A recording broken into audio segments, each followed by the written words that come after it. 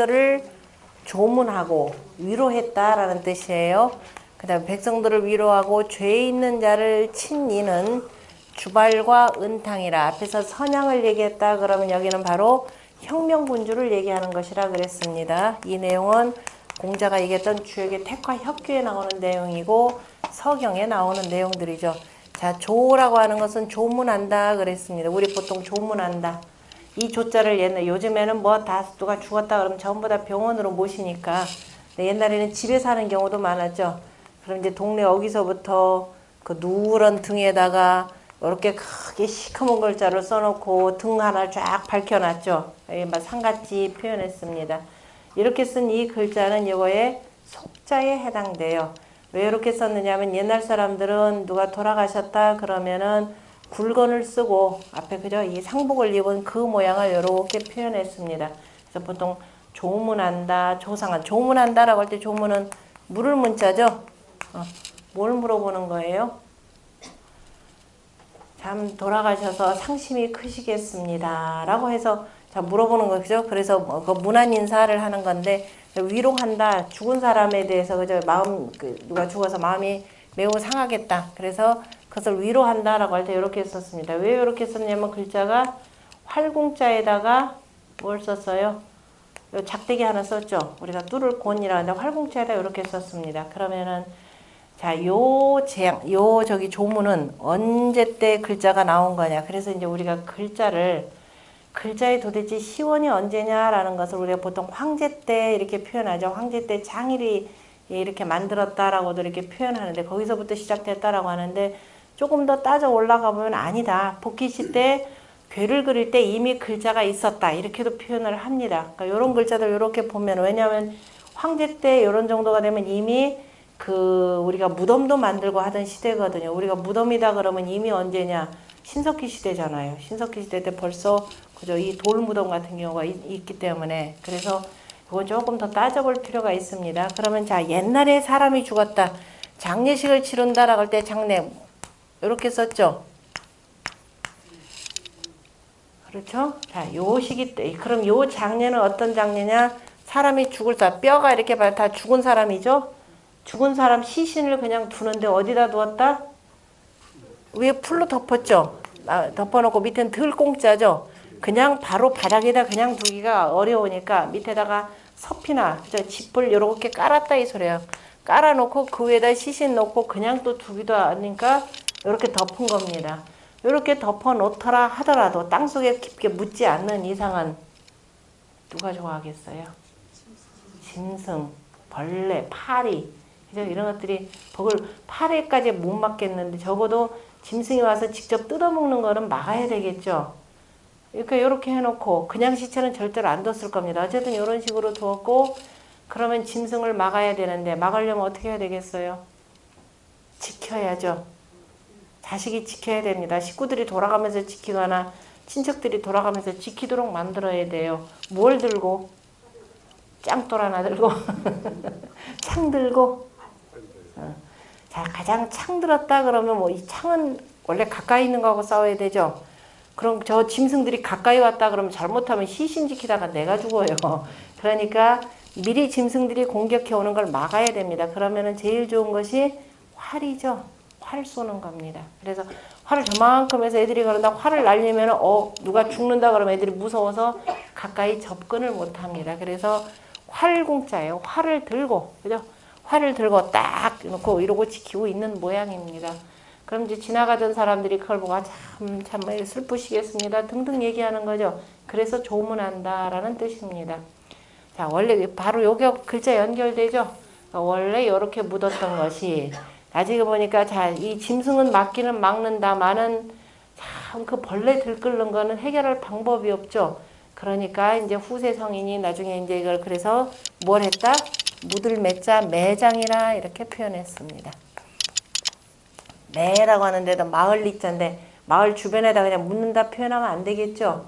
물론 마을 주변에 있겠지만은 밭전자니까 그 밑으로 땅 속에다가 그냥 흙에다 이렇게 묻었다라는 뜻이 되고 나중에 이제 불가가 들어오면서 바로 화장풍습도 생겨나는 겁니다. 그래서 어떻게 하느냐에 따라서 매장이냐 화장이냐에 나오는데 기본적으로 원래 장례식이다라고 하는 것은 그냥 들판에다가 이렇게 두는 거더라. 우리 그 문헌에도 보면 고구려 동천왕 때인가요? 동천왕도 섬나무에다가 이렇게 두었더니 사람들이 무수히 많더라라는 그 내용도 이렇게 나올 겁니다.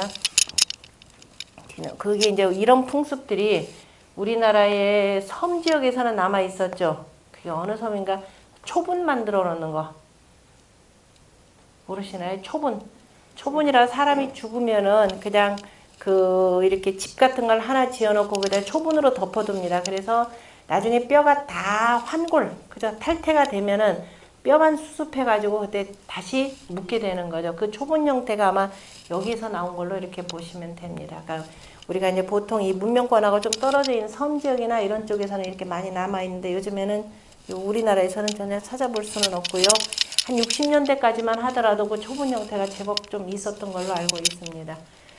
자, 그 다음에 백성민자의 민이라고 하는 글자 민.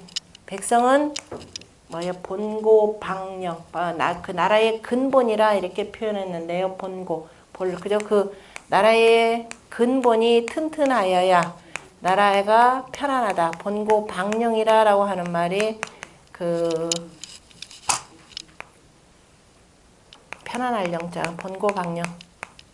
백성은 나라의 근본이니 근본이 단단하여야 나라가 편안해진다 이런 뜻으로 썼습니다. 그래서 민이라고 하는 이 글자에 보면은 이 구자에다가 뿌리씨로 이루어져 있는 글자죠. 자체가 그 뿌리씨인데 네모라고 하는 것은 네모는 뭐라 그랬나요?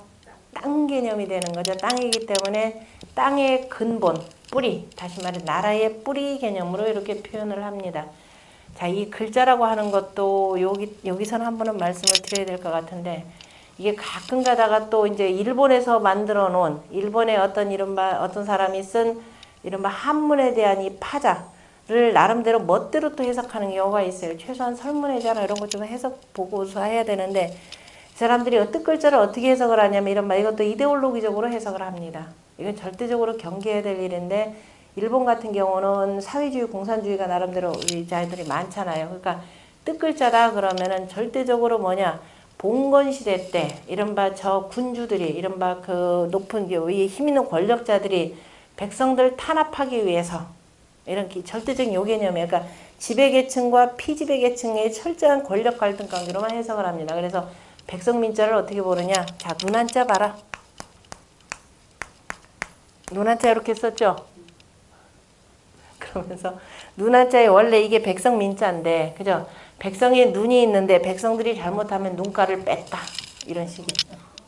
백성은 아까 얘기했죠. 제가 이거를 강조하는 이유가 백성은 이름하여서 그 나라의 재산이죠. 쉽게 표현, 요즘으로 표현하죠. 우리가 한때 교육, 인적 자원, 이렇게 표현했잖아요.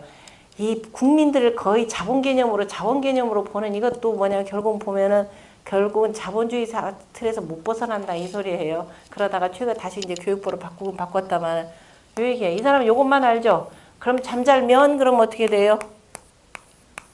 이렇게 쓰죠. 다시 말해 이게 자 눈동자는 맞아요. 원래 밝을 간자죠. 사람이 밝으면은 눈 우리가 간이잖아요. 북방간. 그래서 우리가 눈이 나쁘면 어디 간다 그랬어요? 안과 간다 그랬죠. 동북간방이면 아무리 눈이 있어도 그죠? 눈이 있어도 그 다음에 뭐예요? 어두우면 보여요? 안 보여요? 안 보인다 그랬잖아요. 그러니까 안과는 왜 간다? 그냥 단순히 목과라고 안 했죠.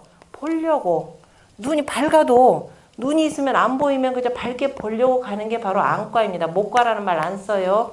잠자면 어떻게 되느냐. 그래서 이건 눈동자입니다. 그래서 밝게 보기 위해서 눈동자가 있는 것이래요. 그 다음에 감으면 눈동자 안 보이죠. 그러니까 백성민자 써서 그냥 잠잘면이라고 쓰는 겁니다. 이거는 요때 요런 글자는 백성민 개념이 아니라 어디서 나온 글자다? 동북간방에서 이게 근원하는 글자가 되고 이걸 그런 방식으로 해석을 하면서 부득부득 이렇게 우기는 분을 제가 봐서 지금 얘기를 하는 겁니다. 정말 큰일 날 소리예요. 백성이라고 하는 거. 그리고 옛날에 처벌 가운데요. 눈깔 뺀다는 처벌 절대로 없습니다. 사람을 처벌한다 그러면 체형이 있는데 대체로 발 뒤꿈치를 베거나 그죠? 이마에 자자형을 하거나 자 코를 베거나 귀를 베거나 이런 형벌은 있어요. 이게 공식적인 벌입니다. 그 외에 다른 벌은 절대적으로 국가가 용납을 안 하죠. 눈을 뭐 어떻게 한다 그러면 아예 뭐에 차라리 죽이는 게 낫죠. 그죠? 아예 사람들 활동 자체를 못하게 하기 때문에 종요가 여러분 혹시 삼국지 위지 종유선 보셨나요?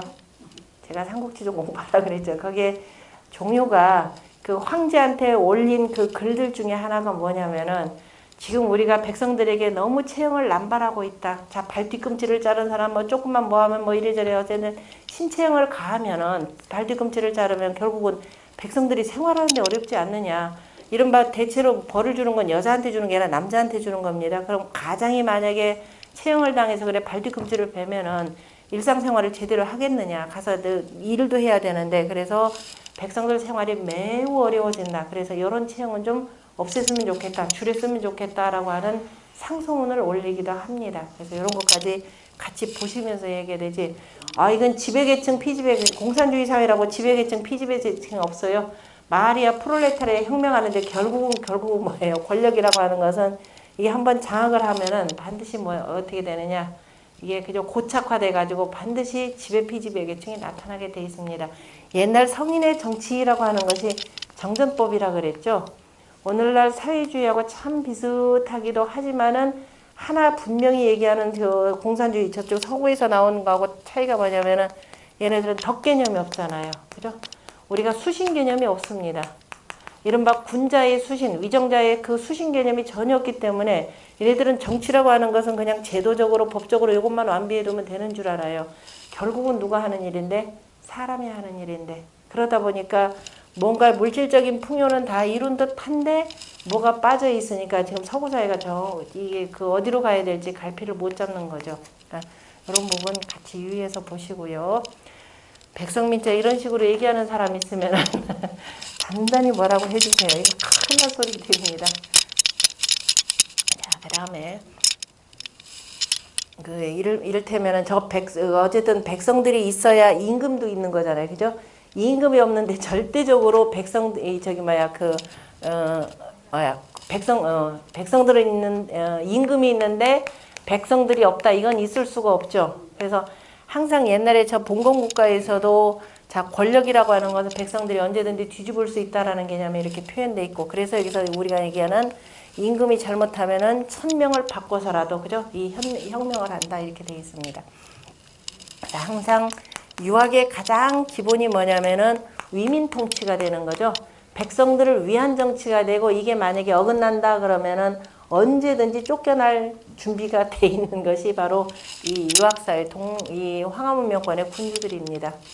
자, 그 다음에 칠벌자, 친다라고 하는 것은 창과자가 되는 거죠. 창으로 친다 이런 뜻이 되고, 그 다음에 죄라고 하는 건 우리가 죄와 벌이라고 하는 건데요. 벌을 준다. 죄라고 하는 것은 감금하는 거죠. 실은 그릇된 행동, 안일비자니까 그릇된 행동을 하는 사람은 위에 있는 넉사처럼 보이는 건 그물망자입니다. 바로 가둔다라는 이런 뜻이 되겠죠. 가두는 것이 되고, 자, 가두는 이 죄 가운데 죄를 지으면은 가두는데 그 가두는 형벌 가운데 가장 무서운 것 요거죠. 어디다 가둬요? 옥에다 가두죠. 그래 옛날에 옥사를 감당한다. 이렇게 재판한다라는 거 옥사라고 이렇게 표현합니다. 자, 옥에다 가두는데 그 옥이 무슨 옥인지 보세요. 개견자, 앞뒤로 개견자 있는 거죠. 앞뒤로 이 사나운 개가 지키고 있는 겁니다. 뭐 못하게? 말 못하게. 사람한테 말이 굉장히 중요한데, 그래서 현대사회에서도 깜빵 가운데 제일 무서운 방이 뭐라 그래요? 징벌방에서 주는 게 독방이죠. 독방이 가장 무서운 벌입니다. 그만큼 사람이라고 하는 것은 서로 관계가 되고 그 관계는 결국 말로서 이어지는 거기 때문에, 그래서 벌을 준다 그러면은 어떻게 돼요? 말씀은 자가 있고 칼도 자가 있죠. 말 못하게 저 깜빵에다 가둬두고 또 칼까지 치워놓고 이런 뜻입니다. 가장 무서운 벌이다라는 것. 그 다음에 주발른탕 주나라 주자가 되죠. 여기서는 주나라 주자 하은주에서 옛날에 이른바 우리 주례가 있죠. 예법 체계가 완성된 때이기도 하고, 주 할 때 주자는 주나라 주자도 되고 그 다음에 두루 주자도 됩니다. 글자를 보면은 쓸용자에다가 입구자가 있죠. 자, 입구라고 하는 것은 동그랗다라는 것도 같이 쓰는 거죠. 네모는 네모고 동그라미도 네모고 이게 뜻글자 체불용 법칙에서 그래서 두루 한 바퀴 삥 도는데 뭘 쓰느냐? 이걸 쓴다. 뭘 쓴 거예요? 쓸 용자? 6달월자? 달월자 2개죠? 달월 2개면 한 달이 며칠? 30일, 29일이니까 대략 2개니까 대략 60일이죠. 자, 우리가 일상적으로 이런저런 날수를 세는 걸 전부 다 뭘로 했다? 60갑자 쓰죠? 그리고 우리가 이 연, 월, 일시 따지는 것도 60갑자로 해서 갑자년 무슨 뭐 이제 매달 이렇게 해서 썼고 옛날에 무슨 나이가 몇 살입니까? 물어보는데 갑자생이요. 그럼 우리는 환장하죠. 이거 도대체 어떻게 돼? 그럼 옛날 분들 금방 하죠. 손으로 따닥 몇 년생 몇 살이구만 이렇게 나오죠. 옛날 노인네들이 시골도 저 산골짜기에 있는 노인네들도 기본적으로 이게 60갑자 개념이 되겠죠. 60갑자에서 뭐 60진법은 아니더라도 원래 10진법에 의해서 쓰기는 하지만은 이 60갑자를 기본으로 해서 쓰니까 시골의 노인네들도 수에 대해서는 굉장히 밝아요. 그래서 우리가 뭐 10,000원짜리를 주고 뭐 500 얼마치를 산다 그러면은 나머지 계산 정확하게 해서 준다 그랬죠. 서양 애들이 이거 못합니다. 자, 이러한 역법이 발달돼서 기본적으로 이거 60갑자로 이것도 한 바퀴 60으로도 쓰죠. 자, 이 10으로도 표현하고 1로도 표현할 수가 있죠. 1로도 표현하고 2로도 표현하고 10로도 표현하고 12로도 표현하고 24로도 표현하고 72로도 표현하고 60으로도 표현하고 얼마든지 쓸 수가 있는 겁니다. 무슨 소리인지 못 알아들으신 분. 1이라고 표할 때는 5도는 공자가 1이 관지 그랬잖아요. 그죠? 1로 해서 그 다음에 100% 치는 건 이렇게 되니까 10으로도 표현하고 그래서 천도의 운행을 10으로 표현한다 그러면은 한 바퀴 삥 도는 동안에 달은 12이니까 12로도 12달로도 한 바퀴 1을 그죠?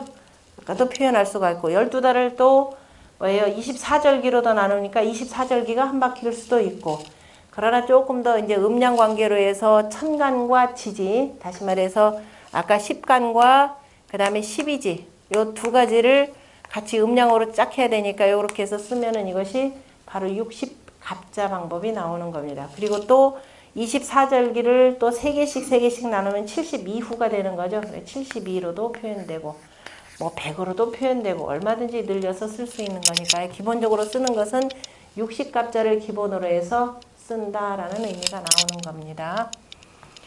그 다음에 60갑자 되면 주역이 64개로 표현하자면 64라는 이런 뜻으로도 표현되기도 하고 그러니까 잘 모르면 처음에 모를 때는 저게 이연령, 비연령 같기도 하고 그런데 이제 잘못 쓰는 거 보면 이 공부를 많이 하다 보면 정확하게 다 찝어냅니다. 이 사람 어디서 뭘 모르고 잘못 썼다라는 거. 그 다음에 발자. 발이다라고 하는 건 펼발이죠. 우리가 피다라는 뜻으로도 쓰고 펴다라는 뜻으로도 씁니다. 피다는 꽃이 피다. 펴다라고 하는 것은 쭉 뻗게 만들다. 그 다음에 쏘다. 다 들어가 있죠. 그럼 왜 그렇게 돼 있는지 위에는 요 글자를 등질발이라고도 표현합니다. 또는 등진다라고도 펼발 또 등지다라고도 쓰는 거죠. 이거 자체도 등지다라는 건데 실은 요 글자 자체가 꽃이 필 때 오므렸던 것이 타닥 터지는 거 있죠. 여러분들 요거 뭐 생각하시면 되냐면 우리 한동안에 우리 어렸을 때 종이 뭐라 그러죠? 그거 종이로 뭐 꽃도 만들고 몇 개 그걸 뭐라 그러죠? 아니 색종이접기 종이접기 말고 옛날에 우리 어렸을 때 그 색동으로 빨간색 파란색 노란색 있어가지고 어떻게 하면은 꽃도 되고 뭐도 되고 그걸 뭐라 그러죠? 아니 그 색종이접기 말고 딱 그거예요. 그거 딱 피면 오므리면은 그냥 요렇게 돼 있고 그죠? 요렇게 돌리면은 뭐 하트 모양도 나오고 뭐 온갖 모양 두루두루 만드는 그 이름 뭐죠? 다음 시간에 이름 알아서 와서 저한테 가르쳐줘서 저는 여기 나가면서 잊어버릴 것 같으니까 그거 보시면 돼. 딱 그래서 딱 펴는 모습 그죠? 딱 펴는 모습으로 보고 왜냐하면 요렇게 되니까 그냥 접으면 하나지만 펴면은 환하게 보이죠? 그럼 서로 간에 등지게 되는 거죠? 등질발이라고 되는 겁니다.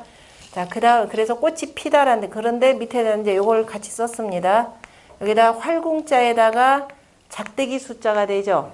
그럼 활을 쏜다라고 하는 것은 자 이게 활에다가 시위를 먹이려면 화살을 그죠? 화살 시위를 먹이면 쫙 이렇게 펴는 거죠. 피고 화살 손을 딱 놓으면 어떻게 되는가요? 화살은 이렇게 나아가고 요 주름 호로로 해서 여기로 들어오는 거죠. 서로 간에 반대로 가는 거죠. 그리고 역시 등질발이 되고 나가는 걸로 표현하자면 쏘다가 되는 것이 되고 그 다음에 이렇게 쏘기 전에 이렇게 해서 쫙 최대한 늘어뜨린 거는 활짝 편 모습이죠. 그래서 펴다라는 뜻입니다. 그 쏠발자는 정확하게 원래가 뭘 쏘는 거냐면은 활을 쏘는 모습이 되는 거죠. 또 역시 꽃이 펼 때도 이렇게 해서 활짝 핀 모습이고 그래서 이제 쏘다라는 말에서 요즘에 발사라고 할 때 발사 다 발사 그럼 뭘 쏘는 거예요? 여기 어디 총 있어요. 활 쏘는 거죠. 활 쏘는 거에서 이후에 이제 총 쏠 때도 그대로 갖다 끌어다가 총 쏘는 걸로 씁니다. 쏠사자에도 보면 활 쏜다, 총 쏜다는 소리 한마디도 없죠, 이 속에. 쏘는 것은 정확하게 관역을 적중시키는 거죠. 적중시키기 위한 목적이 되기 때문에 적중하려면은 정신 집중이 돼야 되는 겁니다. 그래서 몸신자에다가 헤아릴 촌자, 자기 내 몸을 잘 헤아려서 집중하도록 만들어라. 그래서 군자는 사야자는 유사오 군자라는 말이 있습니다. 중용에 있나요? 아, 대학에 있죠. 유사오 군자라.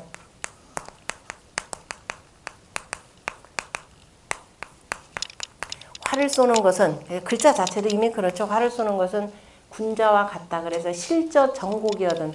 저 관역을 그저 관역 맞추는 것을 관역을 맞추지 못하면 바로 뭐냐면 반구저신이라 내 몸을 돌이켜서 내 몸에서 구한다라는 이 뜻이 속에 들어가 있습니다. 그래서 예로부터 군자가 익혀야 될 그 기회 중에 하나가 예악사가 하나가 들어가죠. 활 쏘는 것. 바로 활 쏘기를 통해서 뭘 잡느냐면 군자의 바로 이 중용의 도를 잡고자 하는 것이 바로 활 쏘기에 해당됩니다.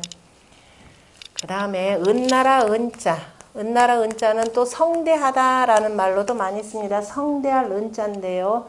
왜 은나라 은자에서 이게 나오느냐면은 은자의 옆에 있는 이 글자는 몸신자를 그죠?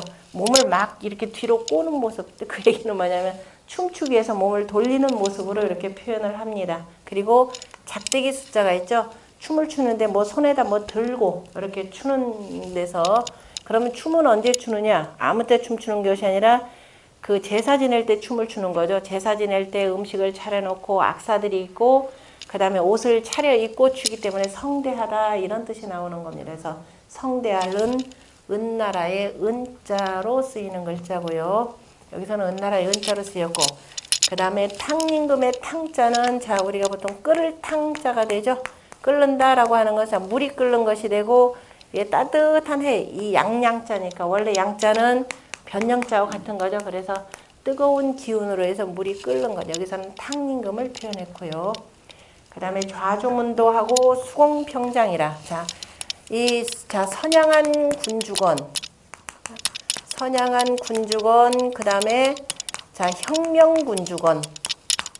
그 다음에 저 위로부터 그대로 세습한 군주건. 나라가 잘 다스려진 것. 특히도 여기서는 요 선양한 군주는 요임금, 순임금, 그 다음에 우임금. 여기서 좀 빠졌긴 했지만, 자, 이제 요임금으로부터 여기가 요임금이 되고, 요임금이 순임금에게, 그 다음에 순임금이, 우임금에게 이렇게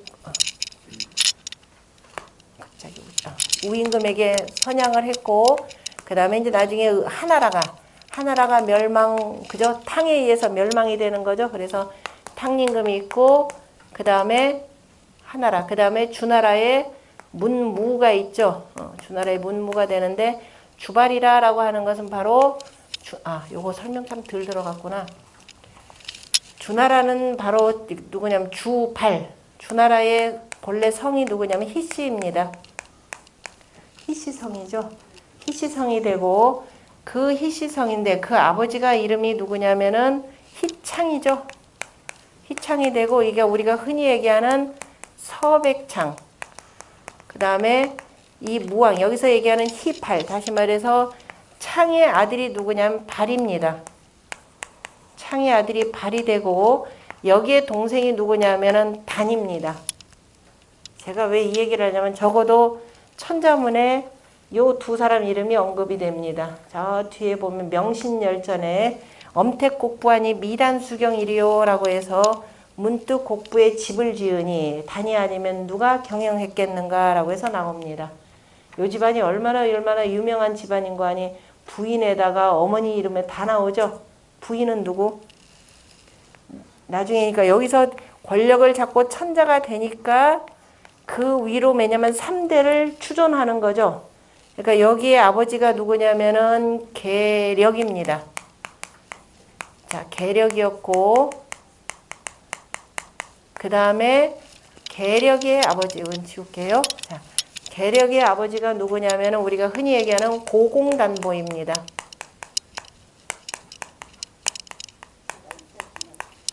고공단보 부라고 읽어놓고요. 사람 이름으로 읽거나 직책으로 읽을 때는 전부 다가 보라고 읽습니다. 이거 설명 안 했었죠? 이거는 꼭 그래서 서백창이 되고 자 희창이 되고 지금 여기서는 주발이라라고 하는 것은 바로 희발이 되고 바로 여기 때 바로 주나라를 세우게 됩니다. 그러면 요 시기 때가 언제냐면은 은나라 때가 되는 거죠. 은나라 때가 되고 은나라의 말기인 임금이 바로 주임금이라 그랬습니다. 워낙이나 포악한 정치를 했지만은 그래도 은나라가 멸망하지 않는 것은 논어에 보면은 은나라에 3인이 있다 그랬어요. 세 사람의 어진 사람이 있기 때문에 이들이 은나라를 계속 지킬 수가 있었고 간언을 하는데도 불구하고 듣지를 않으니까 마침내는 그중에 삼촌 하나는 비간인데요. 비간이라는 사람 가나다가 결국은 주한테 죽임을 당했죠. 뭐 성인은 심장이 구멍이 7개 나는데 어디 보자 그러면서 산채로 심장을 갈라서 죽게 만들었다. 뭐 이렇게도 얘기가 있고 그 다음에 그런 사태를 보고 기자 같은 경우는 아니다. 이렇게 큰일 났다 해서 이렇게 되면 조상제사도 못 지내고 결국은 망하게 되겠구나. 그래서 바로 누구냐 기자가 미자에게 당시 실제적으로 형제가 제일 저 폭군주의 서형입니다. 다시 말해서 뭐죠? 배다른 그 형님인데요. 원래는 미자가 군주 자리에 올라가야 되는데 여기는 어머니가 천출이라 그래서 못하고 실제적으로 정비 출신 바로 주가 이게 올라가요. 덕으로는 훨씬 미자가 더 높은 걸로 이렇게 얘기가 됩니다. 그래서 기자가 미자에게 너는 위패를 갖고 도망가라 그랬어요. 한동안 세상이 좀 조용해지면은 그때 나와서 조상의 제사를 지내도록 하라 그래서 위패를 갖고 도망가는 게 바로 미자입니다. 훗날 주나라가 세워지고 난 뒤에 송나라의 그 시조가 되는 사람이 되죠. 송나라로 그 봉토를 받는데요. 자, 어쨌든 이런 와중에 바로 이 와중에 이제 주로부터 서쪽에 으뜸제후 자리를 받는 겁니다. 그래서 이제 서백이 되는 거죠. 희창이 주나라의 그 제후국을 다스리고 있는데 그래서 흔히 얘기하는 서백창이라 불렀고요. 자, 혁명을 완수하지 못하고 아직은 때가 아니다라고 해서 그 혁명을 완수하지 못하고 그 다음에 그냥 돌아가십니다. 요때가 언제냐면 어쨌든 요때부터 그 다른 제후의 모함을 받아가지고 유리라고 하는 지역에 옥에 갇히게 됩니다. 유리옥이라. 그때 이제 강태공 등등이 엄청난 미녀와 온갖 보화들을 들고서는 가서 왕을 구해요. 그러니까 서백창을 구했고 그때는 서백창이 아니고 그냥 주나라의 제후일 뿐입니다. 그리고 난 뒤에 이제 그 주변에 땅 하나를 경벌을 해서 폭군주한테 주니까 주가 얼마나 좋아하겠어요. 그러니까 네 마음대로 정벌하라 그래서 그 정벌할 정권을 위임을 합니다. 그리고 서백으로 임명을 하는 거죠. 서백으로 임명을 하고 그러다가 이제 아직 그네 사람들이 주변에서 그래서 이때가 뭐냐면 천하의 3분지 2가 그죠? 천하의 3분의 2가 그러니까 주가 다스리는 땅에 그저 3분의 2가 다 이 문왕을 따랐다 이렇게 얘기를 합니다. 그럼에도 불구하고 아직은 때가 아니다라고 해서 혁명을 하지 않은 거죠. 어쨌든 거의 넘어갈 정도가 아니고 3분의 2 정도가 되더라 하더라도 나머지 3분의 1이 있는 이 은땅의 주변들이 워낙이나 부와 권력들이 이게 그 군사력이 대단하기 때문에 자칫 전쟁을 일으키면은 백성들이 크게 다친다 그래서 굳이 안 해요. 그래서 결국은 나중에 누구 때냐면은 바로 그 아들 때인 달 때에 혁명을 일으켜서 한 달도 안 돼가지고서는 그대로 이겼죠. 그게 바로 그래서 본인이 천자가 되고 나중에 돌아가시고 난 뒤에 시호가 바로 무왕에 해당되는 사람입니다. 주나라의 무왕이라 그랬고 자기가 천자가 되면서 보통 3대를 추존을 하는 거죠. 아까 추존, 존호를 높이는 겁니다. 그래서 이제 추존 왕이라 그러는데요. 자, 추존을 하는데 바로 이 희창 같은 경우는 자, 그 유리옥에 있으면서 원래 색이 말이 되면 온갖 그 미신, 점 이런 것들이 횡행하죠. 그래서 주역이 워낙이나 미신이다 이걸로 횡행하니까 글을 답니다. 괴사를 달았는데요. 그래서 문으로서 크게 빛냈다. 그래서 시호를 문왕이라 이렇게 줍니다. 그리고 그러니까 발의 할아버지가 되겠죠. 계력. 원래는 여기가 왕이 될 사람이 아니죠. 그 위에 보면 다른 장자가 있었는데 그래서 바로 그게 이제 논어에 나오는 태백이 여기에 형입니다. 이 집안은 내력을 자동적으로 외울 수밖에 없는 게 논어 공부하다 보면 논어에 태백편이 있습니다. 공자가 언급하지 않았으면 태백도 세상에서 빛을 발하지 못했을까라고 하는데요. 이 고공담보라는 여기 아버지가 보니까 계력이 낳은 아들, 계력이니까 세 번째가 되겠죠. 둘째는 가운데 중자를 써서 중홍입니다. 요 두 사람 이름이 다 논어에 언급이 됩니다. 자, 이 계력이 낳은 아들, 창이에요.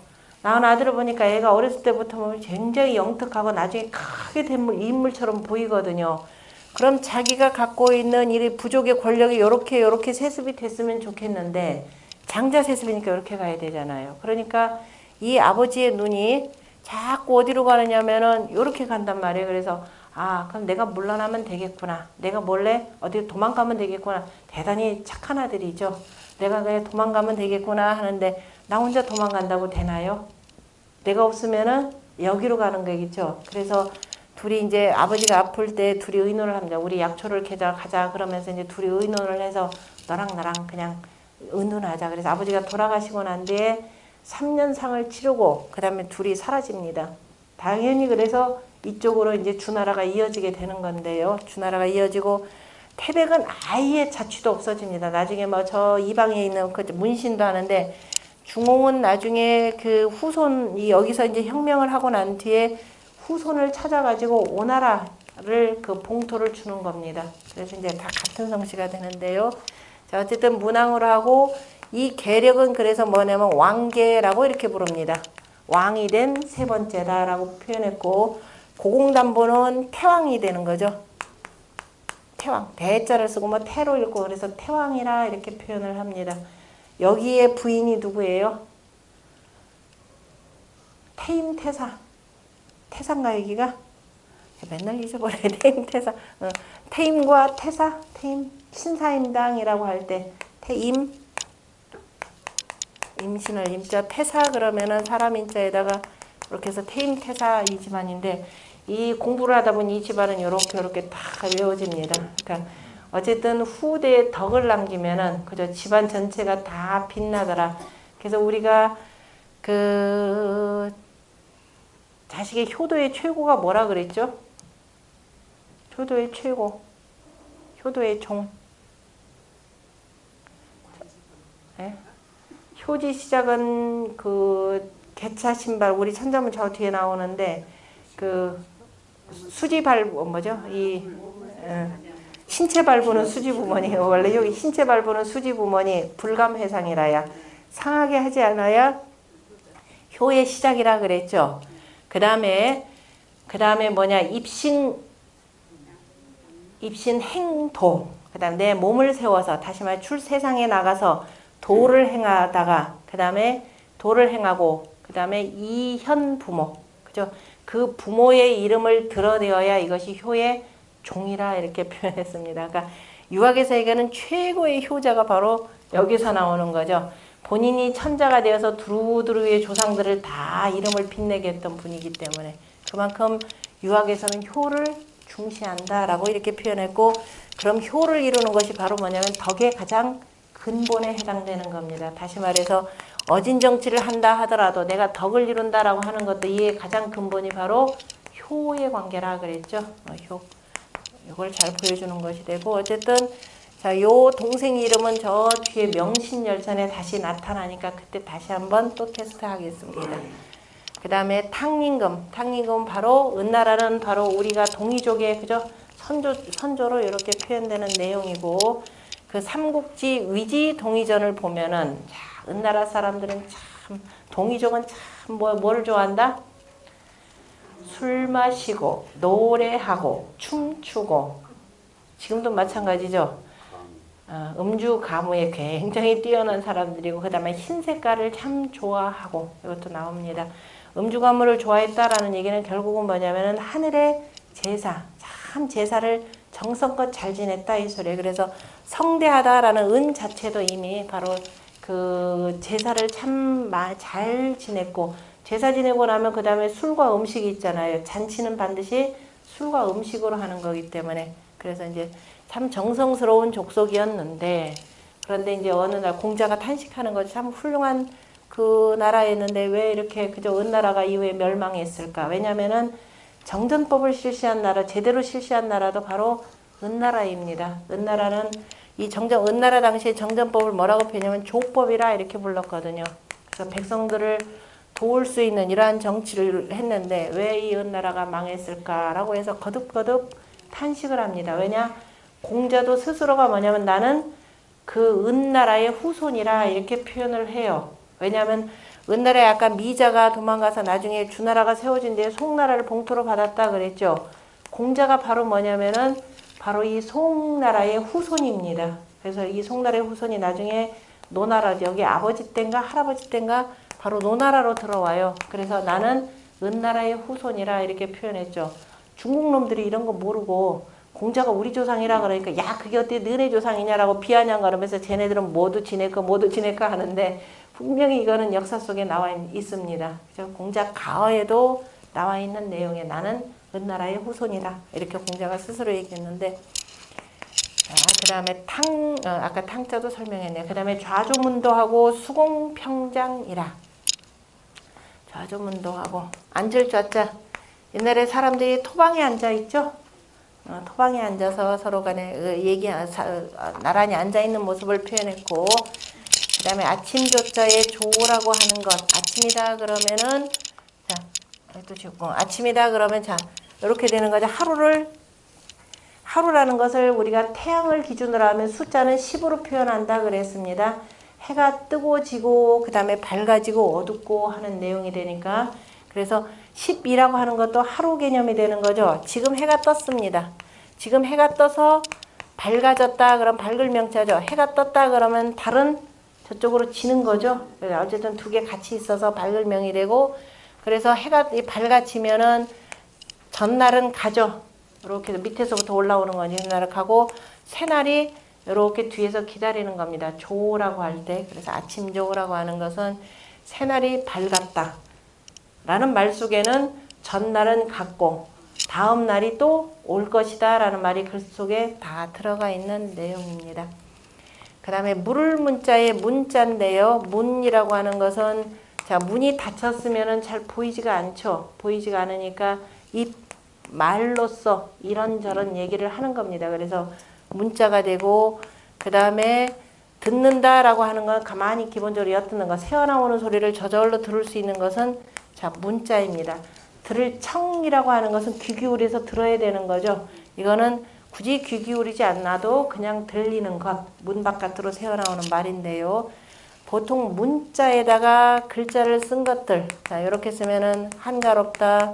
그 다음에 이거 둘이 보통 같이 쓰는 글자입니다. 또 사이간자, 또 뭐가 있나요?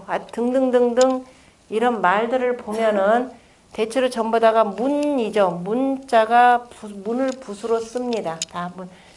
문 안에 나무가 있고, 문 안에 달이 있고, 문 안에 해가 있고, 이렇게 되나요? 둘 다 사이간자죠. 둘 다 이거 사이간자. 우리는 한가로울 한자로 씁니다. 이 글자는 우리는 한가롭다라는 뜻으로 쓰는데, 중국에서는 사이간 그러면 이걸로 씁니다. 이걸로 많이 써요. 그 얘기는 뭐냐? 이때 사이다라고 할 때 이 사이는 뭐냐면은 해가 뜨고 지고 하는 거지. 해가 뜨는 문이 되겠죠. 해가 들어가는 또 문이 되겠죠. 그죠? 이걸 문 개념으로도 이렇게 봅니다.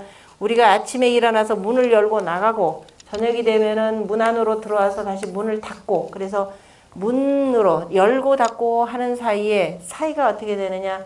1월에 그 책력이죠. 해와 달의 그 책력의 차이가 1년이면은 12일 정도의 차이가 난다. 바로 그 사이예요. 그죠?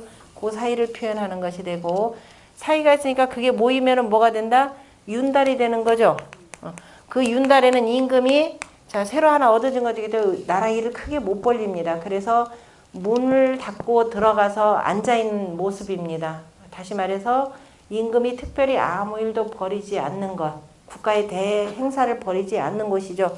오늘날의 윤달이다 그러면 신나게 뭐 수위 만들고 뭐 하긴 하지만은 어쨌든 자, 그래서 이렇게 써서 다시 보면 문문자를 쓰는데 요 두 글자에 해당돼서만은 요걸로 씁니다. 묻는 것은 입으로 묻고 듣는 것은 귀로 들으니까 요것만 예외로 이렇게 해서 두더라.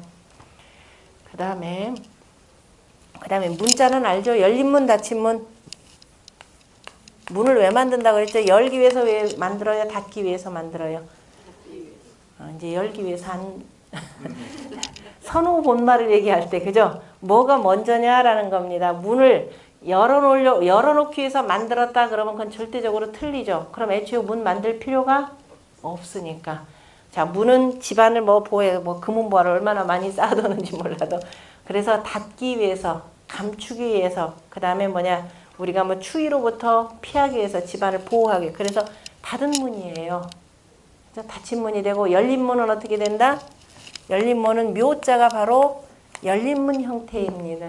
들랑달랑. 그래서 이 문을 두고 들랑달랑 하는 게 그래 토끼굴 개념이기도 하고 그래서 토끼를 표현하기도 한다 그랬죠. 자, 문문자는 닫힌 문이 되고 사다리는 올라가기 위해서 만들어요? 내려가기 위해서 만들어요? 이제 올라가기 위해서 됐죠. 그래서 사다리는 나무로 만드니까 아우제자 이게 층층이 된 모습입니다. 그래서 오를 제 이렇게 되는 거죠. 사닥다리 제라고도 표현하고. 그럼 이제 잊어버릴 일이 없죠. 오를 제가 되니까 그죠? 사닥다리.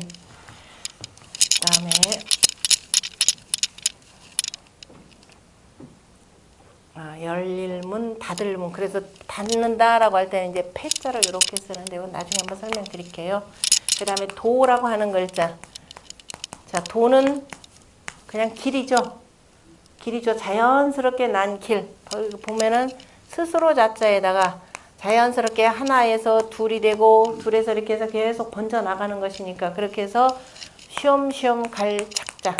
이렇게 해서 계속 뻗어 나가는 것이 바로 길이라는 것입니다. 그래서 우리가 도라고 하는 것은 지극히 자연스럽게 난 길, 사람들이 많이 다니는 길. 사람들이 많이 다니다 보니까 그쪽으로 가면은 특별히 해가 없는 거죠. 꼭 안 하고 자기 나름대로 새 길 하나 만든다라고 갔다가 길을 잃거나 그 다음에 어디에 빠지거나 이런 일들이 벌어집니다. 그래서 이건 지극히 자연스럽게 난 길이 되고 반면에 사람들이 가기 위해서 일부러 낸 신장노라고 하는 것은 바로 이 글자가 되는 거죠. 그래서 이 글자의 원 글자가 뭐가 되느냐면은 바로 이 길을 왜 만들었냐? 뭘 만들기 위해서? 수레. 수레가 다니게 하기 위해서, 그죠? 수레가 다니게 하기 위해서 간 길이 되고, 그러다 보면 사람들이 걷기도 편하고 해서 발족자를 이렇게 만드는 겁니다. 둘이 같은 뜻이에요. 수레를 다니기 위해서 만든 길은 어때요? 요 길에 비해서 큰가요? 작은가요? 작아요?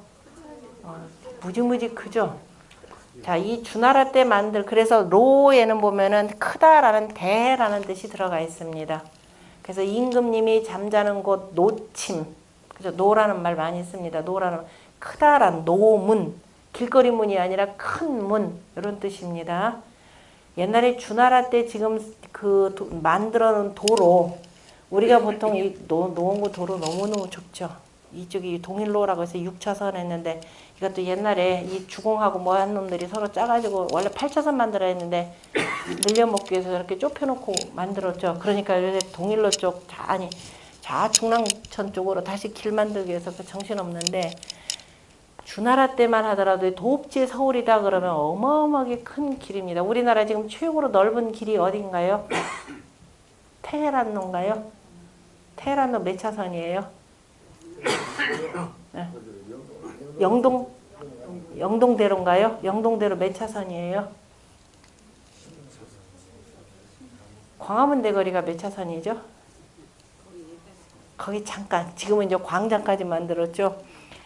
그러면은 자, 옛날에 그 나라의 도읍지다 그러면 천자가 다녀야 되는 길이죠. 천자가 따로 행차를 해야 됩니다. 그러면 천자가 그 다니는 그 수레를 끄는 말이 몇 마리냐면은 6마리. 그죠? 말 6마리가 쫙 하나 서보세요. 얼마가 되겠어요? 6마리 서야 되죠. 그 다음에 옆에 호위병이 몇 겹으로 서야 되겠어요? 최소한 3겹, 말 타고.